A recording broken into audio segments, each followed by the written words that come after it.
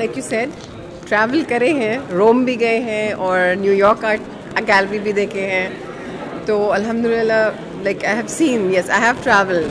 But what I feel is our area really needs art to be one more form of culture and education that should be instilled within the minds of each and every student, not as a mean of earning but also as a means of expression.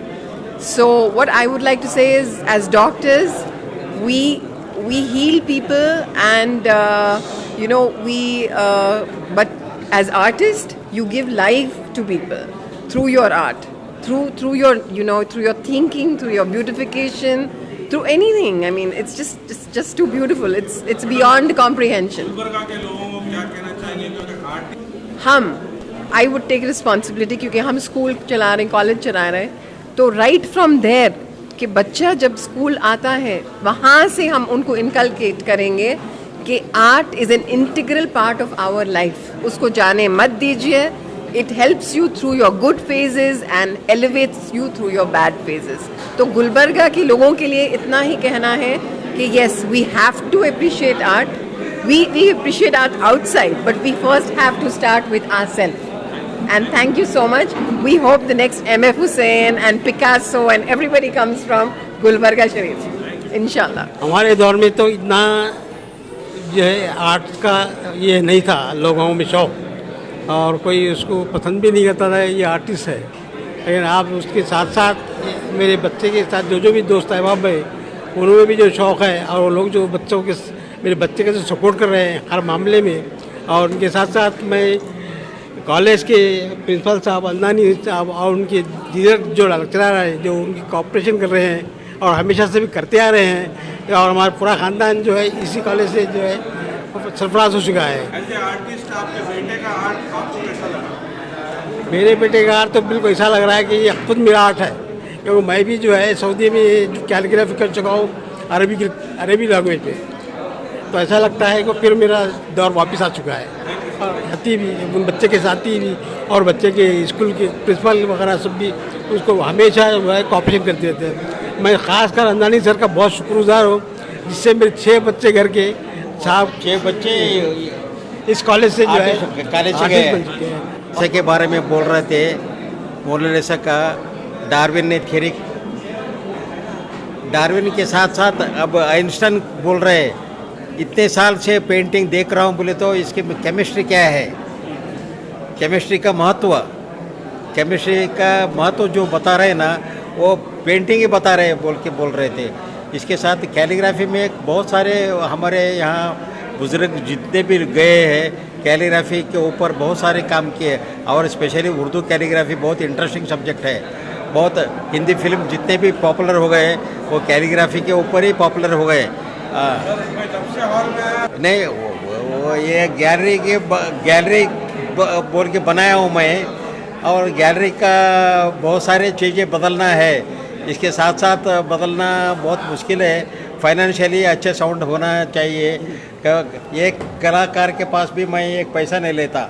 और ये exhibition है ना, एक दिल से आता है, एक माइंड से आता है, एक हाथ से आता है, और इनका जो एक्सप्रेशन है ना वो लोगों को मालूम होना, और ये पूरा लोग देखना और खुश हो जाना, ये बहुत इम्पोर्टेंट है.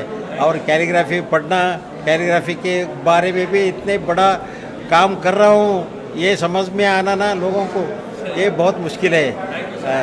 बताना चाहूँगा कि आज से एग्जैक्टली 1 साल पहले तक मैं जो काम करता हूँ मैंने किसी को नहीं बताया था. तो आज अगर 1-2 दिन जाएंगे तो 1 साल होगा जो पहली मरतबा मैंने किसी को बताया था. क्योंकि मैं जब काम स्टार्ट किया था लॉकडाउन में, उससे पहले मैंने कोई पेंटिंग नहीं की थी ना कुछ काम किया था. तो ये 1 साल हो रहा है, और अगर मुझे आज थोड़ा भी अगर 50% 20% भी अगर रिस्पांस मिलता है तो ये मेरे लिए बहुत अच्छी बात है. क्योंकि मेरे पास हारने के लिए कुछ नहीं है. I don't want anything from it. लेकिन अगर मेरा पैशन पूरा हो रहा है, अगर लोगों तक मेरा मैसेज पहुंच रहा है, तो ये मेरे लिए बहुत बड़ी उपलब्धि होगी. आपने स्टेज शेयर किया है, कैसा लग रहा है आपको? ये तो पहली मर्तबा हुआ है, क्योंकि इससे पहले मैंने कोशिश की थी कि फादर को अपने साथ अपने स्टेज शेयर करने के लिए, लेकिन अगर मैं बोलूं कि जो ना अगर मैंने उर्दू कहीं से सीखी है तो मेरे फादर से सीखी है, क्योंकि हम उर्दू की हमारे रीजन में इतनी ख़राब हालत है कि अगर आप 100 किलोमीटर की रेंज में जाएंगे तो आपको कोई क्वालिफाइड कैलीग्राफर नहीं मिलेगा जिससे हम कोई सीख सकते हैं। तो मेरे फादर जब सऊदी से आए थे तो मतलब उनके साथ मेरे को वक्त बिताने का मौका मिला, तो बहुत सी चीज़ें उनसे सीखने को मिली। अभी उनका जो लिखने का स्टाइल था वो नस्तालिक था, मैंने नस्तालिक को थोड़ा सा अपनी तरफ से थोड़ा सा मॉडिफाई किया है। अगर मेरी कैलीग्राफी को अगर देखेंगे तो कोई पर्टिकुलर नाम नहीं दे सकते, क्योंकि इसके अंदर मिक्स मीडिया है, एग्जैक्टली कोई एक तरह की कैलीग्राफी नहीं है ये। पेरेंट्स को क्या कहना चाहेंगे, क्योंकि हर माँ बाप मेडिकल इंजीनियरिंग की तरफ आर्ट को तो अब कितना भी दबाव ख़त्म नहीं होगा, क्योंकि जो ना मैं हमेशा कहता हूँ कि एक्चुअली हमको ऑड रास्ते से जाके जो ना मतलब लोगों को परफेक्ट करना है, बच्चों को, क्योंकि जो ना इंजीनियरिंग, मेडिकल, फार्मेसी ये बहुत हो गई है। अगर बच्चों को अगर अपना पैशन फॉलो करने के लिए आउट ऑफ द बॉक्स कुछ जाना पड़े तो जाने के लिए उनको परमिशन देना पड़ेगा, क्योंकि जो ना मैं हमेशा कहता हूँ कि कोई पूछता है तो स्पेशली तारे ज़मीन पे और 3 इडियट के बाद पेरेंट्स और बीच का जो फासला था बहुत कम हो गया है। तो पेरेंट्स बच्चों की बात समझ रहे हैं, बच्चे पेरेंट्स की बात समझ रहे हैं। अगर ये दोनों कहीं एक प्लेटफॉर्म पे आके मिलेंगे तो जो फासला हमेशा से था वो हमेशा के लिए ख़त्म हो जाएगा और बच्चों को अपना पैशन फॉलो करने का टाइम भी मिलेगा और वक्त भी मिलेगा। चीफ गेस्ट या जो भी लोग इस प्रोग्राम में मैं सभी चीफ गेस्ट का, स्पेशली डॉक्टर दिलनाज मुजीब का, डॉक्टर प्रोफेसर अंदानी का, मेरे डैड का और प्रभाकर जोशी जो आ नहीं सके, और अयाजुद्दीन पटेल साहब का, और मेरे सीनियर्स जो जिसने मुझे मदद की है जाके, जैसे कि अयाजुद्दीन पटेल हैं, डॉक्टर रहमान पटेल हैं, शाहिद पाशा हैं, हाजी मलंग हैं, नीला सर हैं, और जो ना हमारे राजशेखर सर हैं, प्रकाश गढ़कर सर हैं, जालिहर सर हैं, मशालकर सर हैं, मैं संतोष राठौड़ हैं, और जो ना मतलब मल्लिकार्जुन कटके हैं। तो ये लोग ने मुझे हेल्प की, मतलब एज ए इंडिविजुअल बाहर आने की, क्योंकि जो ना मैं अपने एक अंदर बॉक्स में बंद था, खुद ही काम करता था, मैं कभी बाहर नहीं निकला था। तो मैं इन सबका आभारी हूँ, और स्पेशली तमाम मीडिया का बहुत आभारी हूँ कि जो ना मतलब मेरे एक कॉल पे या फिर उनको इन्फॉर्मेशन मिल गई कि जो ना मतलब शो चल रहा है और सब चले आए, ये मैं बहुत बहुत आभारी हूँ। मैं इसका जितना शुक्रिया अदा करे कम है। मैं सबको इंडिविजुअली थैंक यू बोलता हूँ।